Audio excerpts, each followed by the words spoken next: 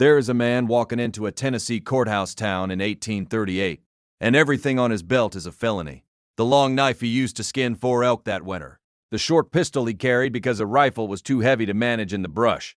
The weighted cord he kept tucked under his coat because it worked, and it cost nothing. He hadn't changed. The law had, and it had changed in a single legislative session, with his specific tools, named by name in the statute. 7 weapons that mountain men considered basic equipment were banned, taxed, or criminalized before 1875. And this is what they were, and what the law actually said about each one. I want to be plain about where this comes from, before we go further. The statutes I'm going to walk you through are sitting in law libraries, chapter and section cited, primary sources that you can pull up and read yourself. Some of them are as specific as anything you'd read in a modern criminal code, and the penalties they spelled out would surprise you. The men who carried these weapons weren't outlaws by nature. They were the same men who trapped and guided and worked the backcountry, and the same tools they relied on in the wilderness became liabilities the moment they crossed into settled territory. That is the lesson that runs through every one of these statutes, and I want you to have it before we start. The law wasn't afraid of what these weapons could do in the woods. It was afraid of what they could do in a crowd. These are the 7 weapons. Weapon 1. The Bowie knife. The Bowie knife is the most legislated blade in American legal history, and there is no close second.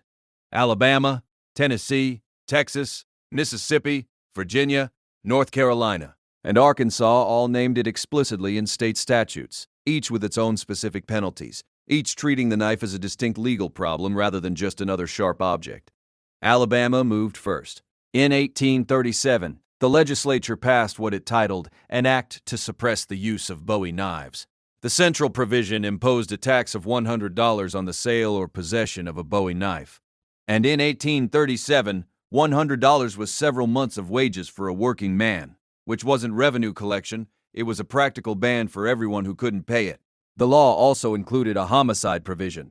You won't find attached to most weapons. A killing committed with a Bowie knife was classified as automatically premeditated murder. If you drew a Bowie and someone died, there was no manslaughter defense available. The weapon itself proved intent. Tennessee moved the following year. Chapter 137 of the 1837 to 1838 Public Acts of Tennessee was titled, plainly, an act to suppress the sale and use of Bowie knives and Arkansas toothpicks in this state.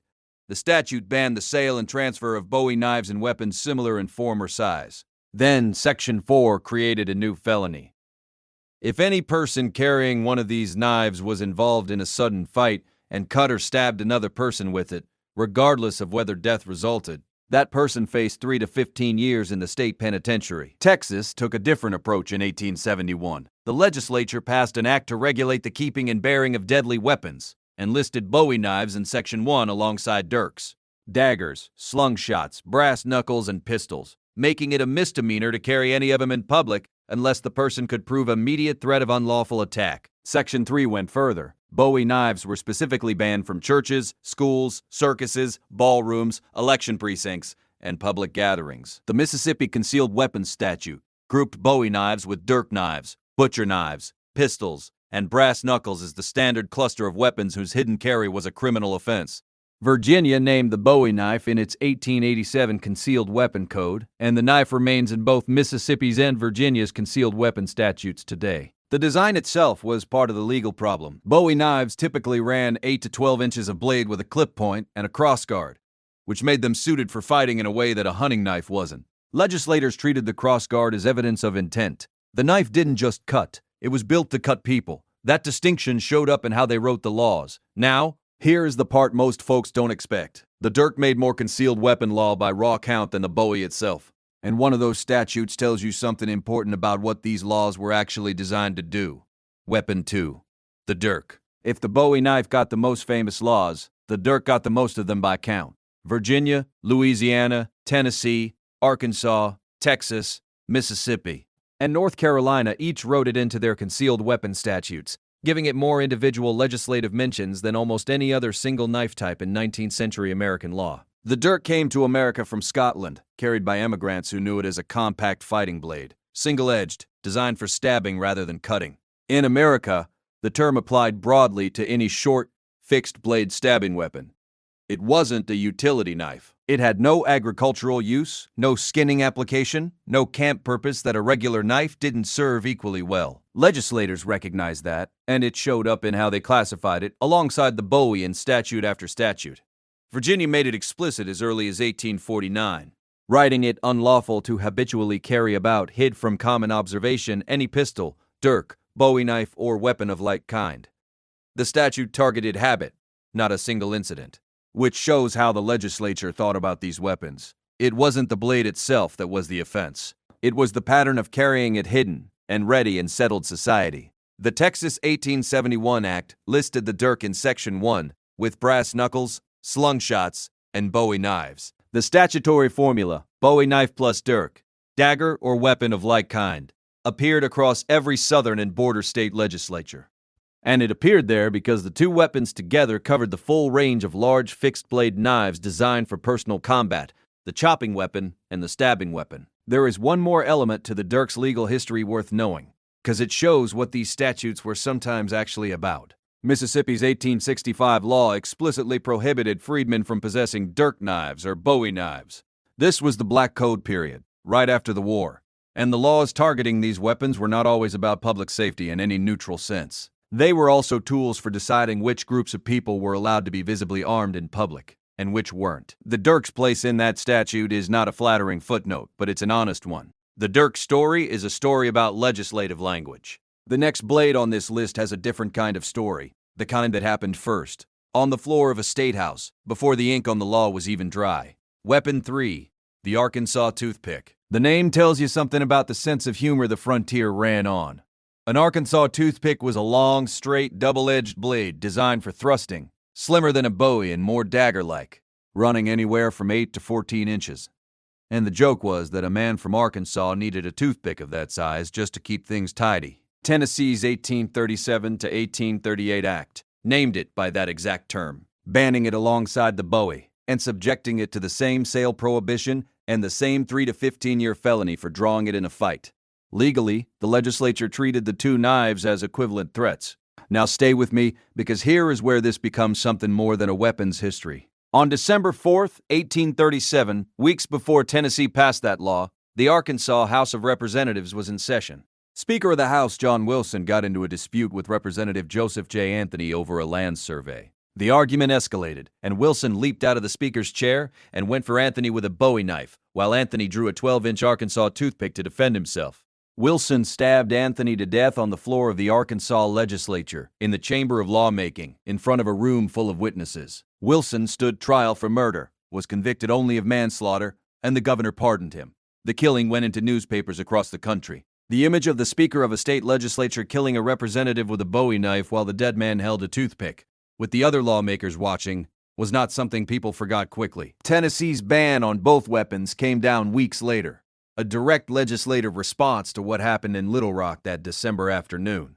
This was not about criminals in back alleys. This was about what happened when the culture of going armed, any man, anytime, blades and pistols, as a matter of personal honor, walked into the places where civil society was supposed to operate. The legislature decided to say something about it. The story moves from a state legislature to a city dock. The next weapon started on the water and ended up in the hands of Abraham Lincoln. Weapon 4, the slingshot. The slingshot story begins on a dock.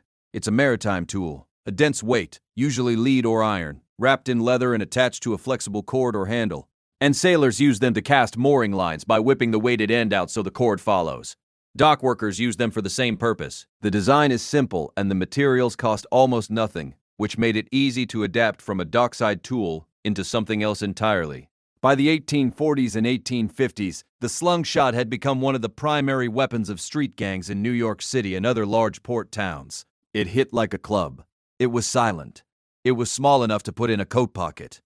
And it required no particular skill to use. An untrained man could knock another man off his feet with one swing, and no one standing 20 feet away would know he had a weapon until after the fact. That combination of ease and concealment put it on the wrong side of a lot of legislators very quickly. Vermont was one of the first to act, passing an act prohibiting the manufacture, sale, and use of slingshot in 1849, which is in the Duke Center's primary source collection. New York followed by the 1860s. The 1871 Texas Act listed slungshots in Section 1 alongside Bowie knives and brass knuckles. Virginia's 1887 Concealed Weapon Code named it. By the early 1900s, at least 43 states had enacted anti-slungshot laws, with sales bans in 9 of them and possession bans in others. Now here is the part I wouldn't blame you for not believing until you looked it up yourself. In 1858, a man named Duff Armstrong was charged with killing another man with a slungshot during a brawl. The case came to trial in Beardstown, Illinois, and the defense attorney was Abraham Lincoln. An eyewitness testified that he'd seen Armstrong commit the killing by the light of a bright moon. Lincoln produced an almanac for the night in question, which showed the moon had already set by the time of the fight. The jury acquitted Armstrong. It remains the most famous criminal trial of Lincoln's career as a lawyer. The same weapon that ended up in nearly every concealed weapon statute in the country was, in 1858, the subject of one of the most celebrated courtroom stories in American history. That isn't a coincidence of timing. It tells you how widespread the slungshot problem actually was by the mid-1800s. That is the arc of the slungshot, from a dock worker's tool to a presidential lawyer's argument. The next weapon didn't start on a dock. It started in a soldier's kit bag and came home from the war with several million men. Weapon 5 brass knuckles. The design is old. 4 holes for the fingers, a crossbar for the palm, and when your fist closes around it, your knuckles become the striking surface of a piece of solid iron or brass instead of bare bone. Various versions of knuckle duster weapons appear in military equipment going back centuries. But the specific version that ended up in American law enforcement's nightmares came from one particular place: the American Civil War.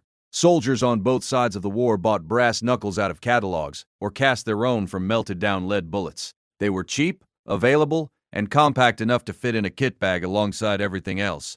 When the war ended, several million men came home with them, and they didn't all stay in the sock drawer. Courts and legislatures started classifying metallic knuckles as dangerous and unusual weapons from roughly 1845 onward, meaning they were associated with criminal aggression rather than legitimate self-defense. Unlike a Bowie knife, which at least had a defensible hunting and utility purpose, brass knuckles had exactly one use. No one ever harvested a crop with them. The 1871 Texas Act listed brass knuckles by name in the same section, one that covered Bowie knives, dirks, and slungshots.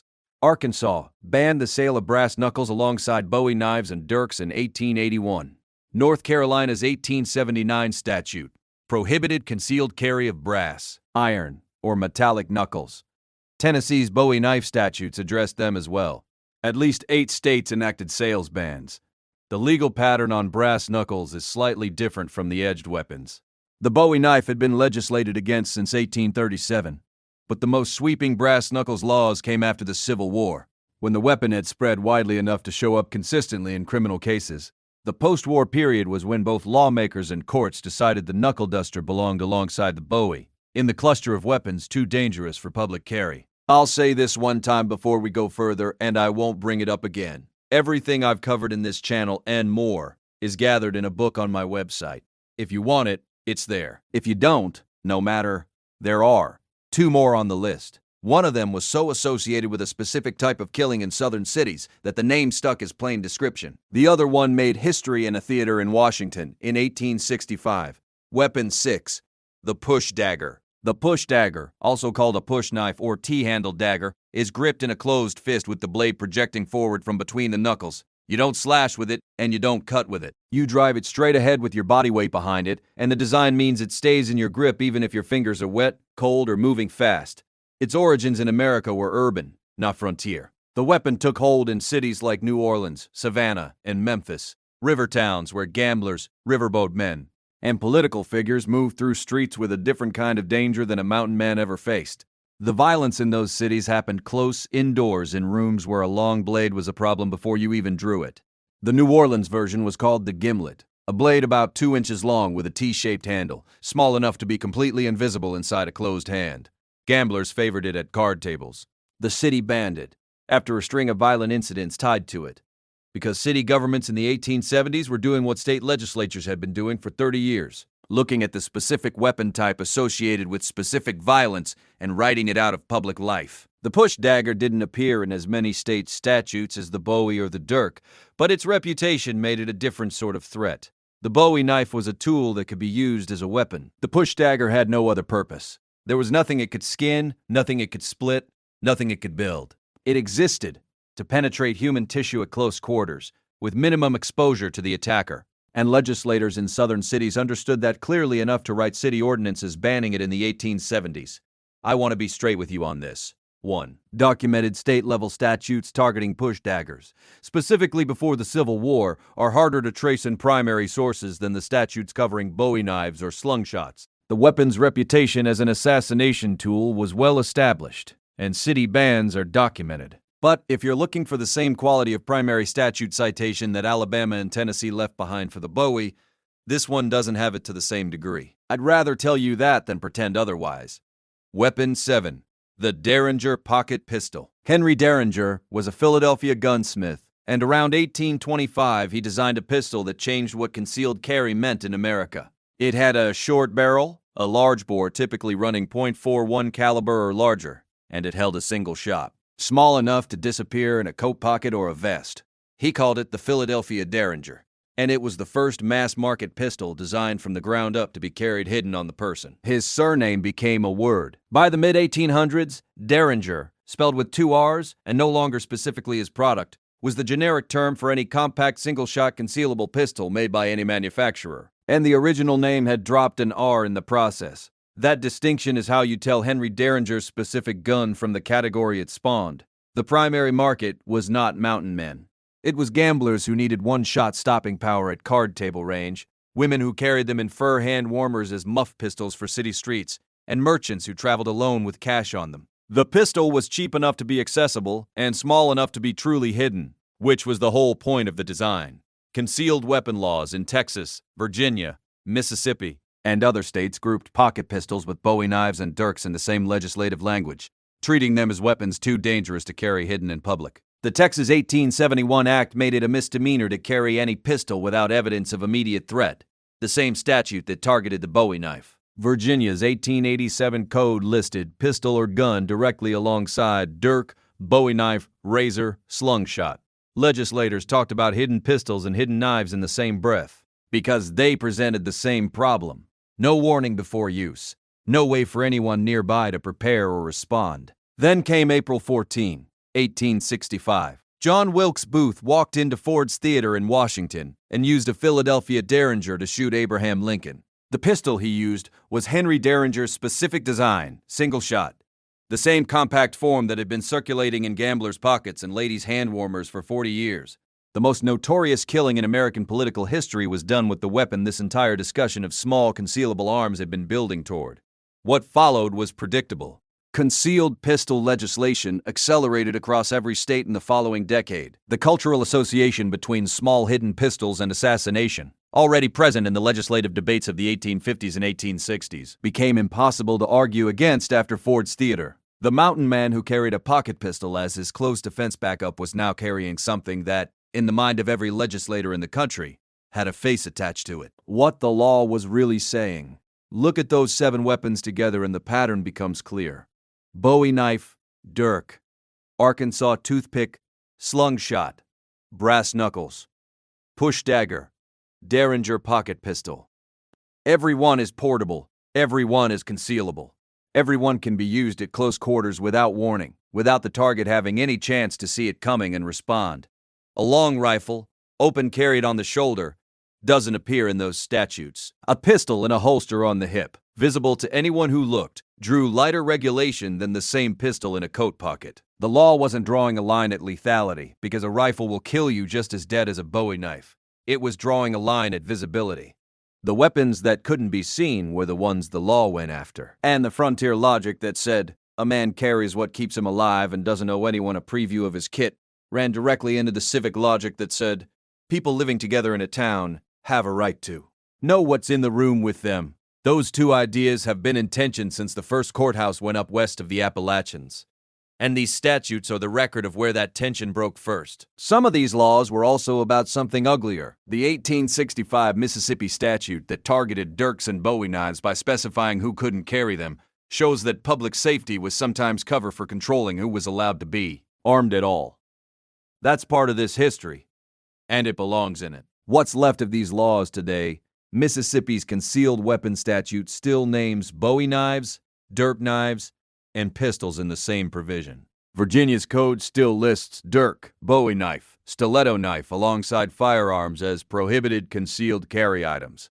The specific blades from 1837 are still in the books in 2026, written into law by legislators who are 2 centuries gone. The mountain man who walked into that Tennessee courthouse town in 1838 wasn't carrying contraband by his own understanding. He was carrying what kept him alive in country where the law didn't reach. The legislators who banned his tools weren't wrong that those tools were dangerous in a crowd. They were both right about the same thing, from 2 different sides of the courthouse door. Tell me down in the comments whether you've ever carried something that would have landed you in trouble in a different time or a different county. Something that worked so well in the field that no one in a town would have understood why you had it. Every one of those stories teaches the rest of us something worth knowing. Until then, carry what works. Know what it cost the men who learned that before you.